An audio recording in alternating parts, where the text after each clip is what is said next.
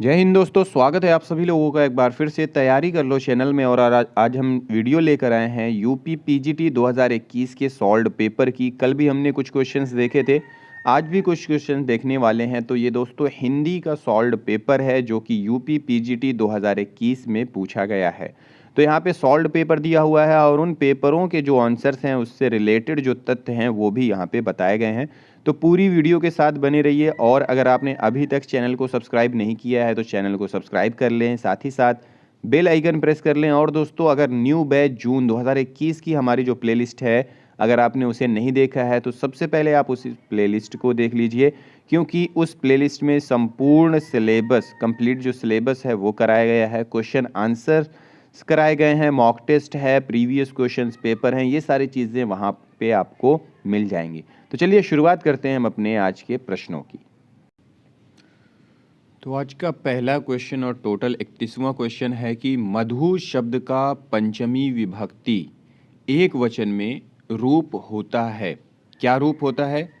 मधुने, मधुना, मधो या फिर मधुना। तो यहाँ पे ऑप्शन सही होगा पहला, मधु शब्द का पंचमी विभक्ति एक वचन में मधुने रूप होता है।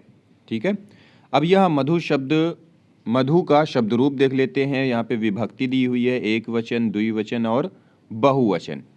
तो प्रथमा विभक्ति में मधु, मधुनी, मधुनी। द्वितीय विभक्ति में मधु, मधुनी, मधुनी। फिर यहाँ पे और है, तृतीय विभक्ति में देखेंगे कि मधुना, मधुना, मधुभ्याम, मधुभी। चतुर्थी विभक्ति में मधुना, मधुभ्याम, मधुभ्या। पंचमी विभक्ति में मधुने, मधुभ्याम, मधुभ्या। षष्ठी विभक्ति में मधुनः, मधुनो, मधुनाम। और सप्तमी विभक्ति में मधुनी, मधुनो, मधुसु। संबोधन है कि संबोधन में है हे मधुनो, हे मधु मधो, हे मधुनी, हे मधुनी। इसी प्रकार अंबु, अश्रु, दारु, वस्तु, जानू, तालु, सानु, वसु आदि शब्दों के भी शब्द रूप होते हैं। फिर अगला प्रश्न है, किन्नर देश में किस विधा की रचना है? इसमें विधा पूछ रहा है, निबंध है, संस्मरण है, रिपोर्टाज है या फिर यात्रा वृतांत है। तो सही उत्तर है ऑप्शन चौथा, यात्रा वृतांत है। किन्नर देश में यात्रा वृतांत विधा की रचना है। इसके लेखक राहुल सांकृत्यायन है। चीन में क्या देखा?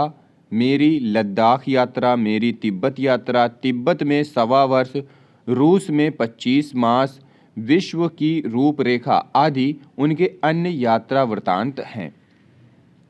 फिर प्रश्न है, हिंदी के प्रथम अलंकार निरूपक आचार्य कौन है? भिखारी दास, केशवदास, मतीराम या फिर चिंतामणि। तो सही उत्तर है ऑप्शन दूसरा, केशवदास हिंदी के प्रथम अलंकार निरूपक आचार्य हैं। फिर प्रश्न है, निम्नलिखित में अवयवी भाव समास का उदाहरण है? रातों रात, कपड़ छन, मनमाना या फिर ठाकुर सुहाती। तो सही उत्तर है रातों रात। रातों रात शब्द अवयवी भाव समास का उदाहरण है। अवयवी भाव समास में पहला या पूर्वा पद अवयव और प्रधान होता है तथा दूसरा पद संज्ञा होता है। जैसे रातों रात, रातों रात शब्द का सामासिक विग्रह होता है रात ही रात में। ठीक है, और जितने बाकी हैं उनमें है तत्पुरुष समास। प्रश्न है, नयनों की नीलम की घाटी जिस रस घन ने छा जाती हो वह कौंध की जिससे अंतर की शीतलता ठंडक पाती हो। प्रस्तुत पंक्तियां कामायनी के किस सर्ग से ली गई हैं? तो देखिए, कामायनी के अंदर की एक पंक्ति है और उसमें सर्ग पूछ रहा है, तो लज्जा, वासना, श्रद्धा या फिर काम। तो सही उत्तर है ऑप्शन पहला, प्रस्तुत पंक्तियां कामायनी के लज्जा सर्ग से ली गई हैं। कामायनी 1936 ईस्वी महाकाव्य के लेखक जयशंकर प्रसाद हैं। फिर अगला प्रश्न है, एक वाक्य शुद्ध है, तो वो कौन सा वाक्य है? यहाँ पे ऑप्शंस दिया हुआ है, तट पर लगे वृक्ष और लताओं से नदी की शोभा बढ़ गई है, सभा में उपस्थित हर एक सदस्यों का यही मत था। ऋषि मुनि आदियों के द्वारा हमें ज्ञान मिला। अनुसूया अत्रि ऋषि की पत्नी थी। तो सही उत्तर है ऑप्शन चौथा, शुद्ध वाक्य है यहाँ पे, अनुसूया अत्रि ऋषि की पत्नी थी। अगला प्रश्न है, तुम्हारे मुंह में घी शक्कर का सही अर्थ क्या होगा? ऑप्शंस दिया हुआ है, ईश्वर करे तुम्हारा समाचार सत्य हो, तुम्हारी बातें मीठी लगती हैं, तुम्हें मिठाई की कभी कमी ना हो, सदैव मीठी बात ही बोला करो। तो सही उत्तर है यहाँ पे ऑप्शन पहला, तुम्हारे मुंह में घी शक्कर का सही अर्थ है ईश्वर करे तुम्हारा समाचार सत्य हो। प्रश्न है, इनमें से एक विदेशी भाषा का शब्द है, वो शब्द कौन सा है? कतार, पंक्ति, श्रेणी या फिर श्रृंखला? तो सही उत्तर है ऑप्शन पहला, कतार। विदेशी भाषा का शब्द कतार है, जिसका अर्थ पंक्ति, श्रेणी, पांत, श्रृंखला, क्रम, सिलसिला, समूह, झुंड आदि होता है। फिर प्रश्न है, निश्चय शब्द में कौन सी संधि है? गुण संधि, दीर्घ संधि, यण संधि या फिर विसर्ग संधि? तो सही उत्तर है ऑप्शन चौथा, निश्चय शब्द में विसर्ग संधि है, जिसका संधि विच्छेद निह धन चय है। शांति प्रिय द्विवेदी कृत परिव्राजक की प्रजा क्या है? ऑप्शन है जीवनी, आत्मकथा, यात्रा साहित्य या फिर रेखा चित्र। तो सही उत्तर है आत्मकथा है। शांति प्रिय द्विवेदी कृत परिव्राजक की प्रजा एक आत्मकथा है जो 1952 ईस्वी में प्रकाशित हुआ था। प्रश्न है, जो कम खर्च करने वाला है उसके लिए एक शब्द, अवयवी, मितव्ययी, सदव्ययी या फिर कृपण? तो सही उत्तर है ऑप्शन दूसरा, मितव्ययी। जो कम खर्च करने वाला है उसके लिए एक शब्द मितव्ययी है, वहीं जो कठिनाई से खर्च करे कृपाण या कंजूस और अनुचित व्यय करने वाला अपव्ययी कहलाता है। फिर प्रश्न है, निम्नलिखित में से एक रचना राष्ट्रीय सांस्कृतिक धारा की नहीं है, वो रचना कौन सी है जो राष्ट्रीय सांस्कृतिक धारा की नहीं है? हम विस्पाई जन्म के, सूत की माला, प्रभात फेरी या फिर विसर्जन? तो यहाँ पे दिया हुआ है कि सूत की माला हरिवंश राय बच्चन की है, जो प्रणय मूलक वैयक्तिक काव्यधारा के अंतर्गत प्रेम और मस्ती की कविता है।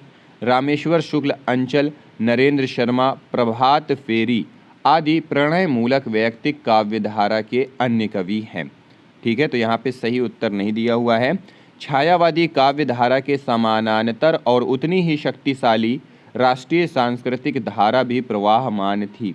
माखनलाल चतुर्वेदी, बालकृष्ण शर्मा नवीन, हम विस्पाई जन्म के, सुभद्रा कुमारी चौहान, रामधारी सिंह दिनकर, राम नरेश त्रिपाठी आदि इस धारा के प्रतिनिधि कवि हैं। विसर्जन छायावादी कवि उदय शंकर भट्ट की रचना और महादेवी की कविता है। ठीक है, तो यहाँ पे राष्ट्रीय सांस्कृतिक धारा की नहीं है करके पूछ रहा है, तो यहाँ पे प्रभात फेरी भी है और विसर्जन है। विसर्जन क्या है कि छायावादी कवि उदय शंकर भट्ट की रचना है और महादेवी की कविता भी है। ठीक है, और हम विस्पाई जन्म के, ये राष्ट्रीय सांस्कृतिक धारा की रचना है। ठीक है,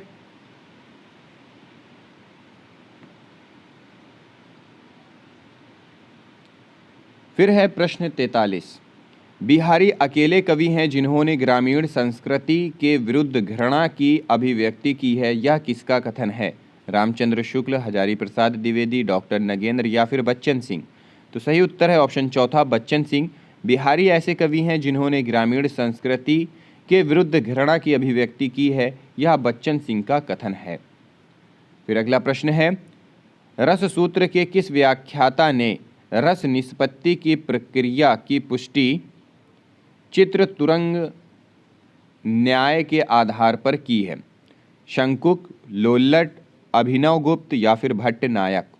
तो सही उत्तर है पहला, रस सूत्र के व्याख्याता आचार्य शंकुक ने रस निष्पत्ति की प्रक्रिया की पुष्टि चित्र तुरंग न्याय के आधार पर की है। इनका मत अनुमितिवाद है। वहीं लोल्लट का उत्पत्तिवाद या आरोपवाद, भट्टनायक का भुक्तिवाद या भोगवाद और अभिनव गुप्त का अभिव्यक्तिवाद मत है। फिर प्रश्न है, निम्नलिखित में अघोष महाप्राण ध्वनि कौन सी है? अघोष महाप्राण ध्वनि के बारे में पूछ रहा है, जिसमें ऑप्शंस दिया हुआ है का, खा, का, डा, घा। तो अघोष महाप्राण ध्वनि है खा। अघोष ध्वनि सभी वर्ग की पहली और दूसरी का, खा, चा, छा, टा, ढा, ता, था, पा, फा तथा शा, सा, सा, फा ध्वनियाँ अघोष होती हैं। महाप्राण ध्वनि सभी वर्ग की दूसरी और चौथी खा, घा, छा, झा, ढा, ढा, था, धा, फा, भा तथा शा, सा, सा, हा ध्वनियाँ महाप्राण ध्वनियाँ होती हैं। प्रश्न है, संवत 16 में 31 करऊँ कथा हरिपद धरी सीसा उपर्युक्त पंक्तियों में किस प्रसिद्ध ग्रंथ के रचना काल का संकेत किया गया है? ऑप्शन है पद्मावत, अनुराग बांसुरी, रामचरितमानस या फिर रामचरित चिंतामणि। तो सही उत्तर है ऑप्शन तीसरा, रामचरितमानस। उपर्युक्त पंक्तियों में रामचरितमानस ग्रंथ के रचना काल का संकेत किया गया है। प्रश्न है, एक वाक्य में अपादान कारक का प्रयोग हुआ है, तो वो वाक्य कौन सा है? नीचे ऑप्शंस दिया हुआ है। शिकारी ने तीर से बाघ मारा, हाथी के द्वारा पेड़ ढहा गया, सत्संग से बुद्धि सुधरती है, लड़का बाजार से लौटा। तो सही उत्तर है ऑप्शन चौथा, लड़का बाजार से लौटा। वाक्य में अपादान कारक का प्रयोग हुआ है। लड़का बाजार से अलग हो रहा है, इसलिए अपादान कारक है। फिर प्रश्न है, निसहाय हिंदू उपन्यास के लेखक कौन हैं? ऑप्शन है प्रताप नारायण मिश्र, बालकृष्ण भट्ट, लज्जाराम शर्मा या फिर राधा कृष्ण दास। तो सही उत्तर है कि निसहाय हिंदू उपन्यास के लेखक राधा कृष्ण दास हैं। गोवध निवारण के लिए लिखा गया इस उपन्यास का प्रकाशन 1890 ईस्वी में हुआ था। यह हिंदी का पहला उपन्यास है जिसमें मुस्लिम समाज का अंकन किया गया है।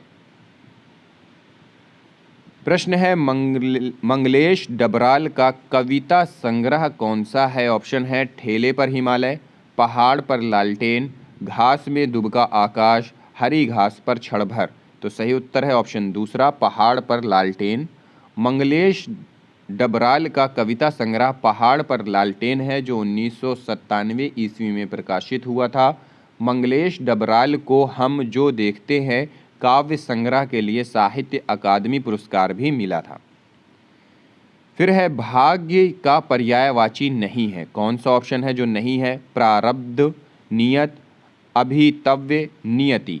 तो सही उत्तर है दूसरा, भाग्य का पर्यायवाची शब्द नियत नहीं है। नियत का अर्थ इरादा या इच्छा होता है।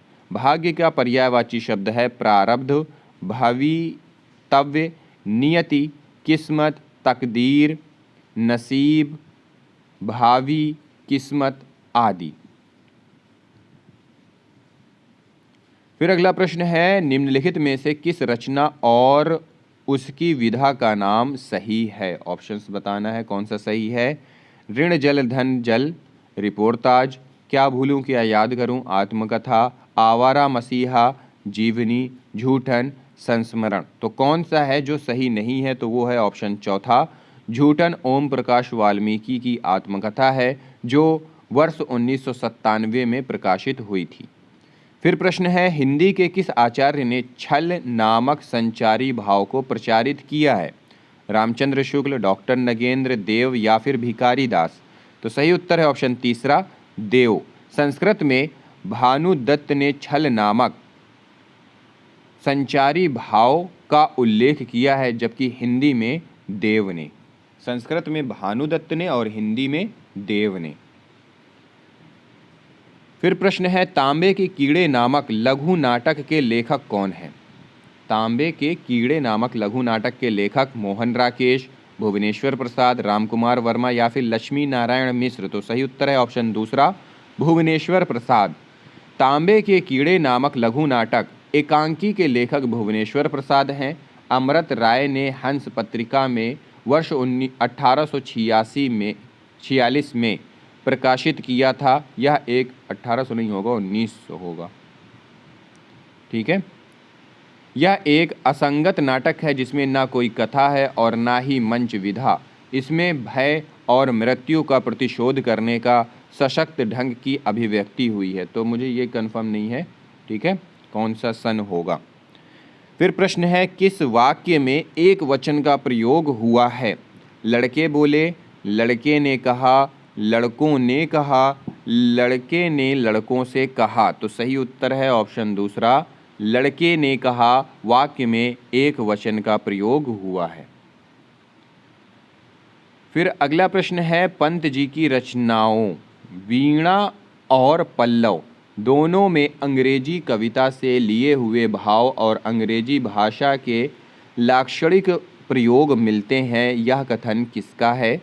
नगेंद्र, रामचंद्र शुक्ल, रामविलास शर्मा या फिर बच्चन सिंह। तो सही उत्तर है रामचंद्र शुक्ल का। उपरोक्त कथन आचार्य रामचंद्र शुक्ल का है, जिसे उन्होंने हिंदी साहित्य का इतिहास में आधुनिक काल काव्य खंड के नई धारा तृतीय उत्थान में सुमित्रा नंदन पंत पर यह टिप्पणी की है। आपने क्या कहा सो मैंने नहीं सुना वाक्य अपेक्षित है?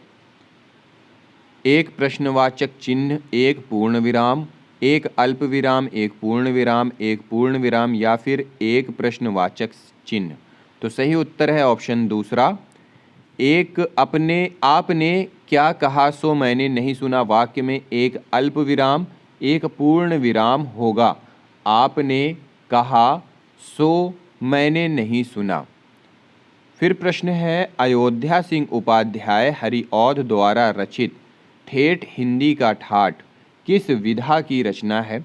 काव्य, नाटक, उपन्यास या फिर अनुवाद। तो सही उत्तर है उपन्यास। अयोध्या सिंह उपाध्याय हरिऔध द्वारा रचित ठेठ हिंदी का ठाठ उपन्यास है, जिसका प्रकाशन वर्ष 1899 ईस्वी में हुआ था। अधकिला फूल 1907 ईस्वी है इनका दूसरा उपन्यास है। प्रश्न है, रत्नाकर जोपन कथा पुस्तक का संबंध किससे है? महायानी सिद्ध, वज्रयानी सिद्ध, नाथ या फिर जैन। तो सही उत्तर है ऑप्शन दूसरा, रत्नाकर जोपन कथा पुस्तक का संबंध वज्रयानी सिद्ध से संबंधित है। प्रश्न है, कबीर का भक्ति आंदोलन विद्रोह मूलक है? विद्रोह मूलक है। गो तुलसीदास का प्रतिरोधात्मक यह विचार व्यक्त करने वाले विद्वान कौन है? रामचंद्र शुक्ल, डॉक्टर नगेंद्र, बच्चन सिंह या फिर डॉक्टर रामविलास शर्मा। तो सही उत्तर है डॉक्टर बच्चन सिंह। कबीर का भक्ति आंदोलन विद्रोह मूलक है, तो गोस्वामी तुलसीदास का प्रतिरोधात्मक यह विचार व्यक्त करने वाले विद्वान बच्चन सिंह हैं। प्रश्न है, उर्दू आगत शब्द है? फारसी, अरबी, पश्तो या फिर तुर्की। तो सही उत्तर है ऑप्शन चौथा, उर्दू आगत शब्द है तुर्की भाषा का। तो दोस्तों ये थे प्रश्न, अगली वीडियो में इसके आगे के प्रश्न लेकर आएंगे। इस वीडियो को देखने के लिए आप सभी लोगों का बहुत बहुत धन्यवाद।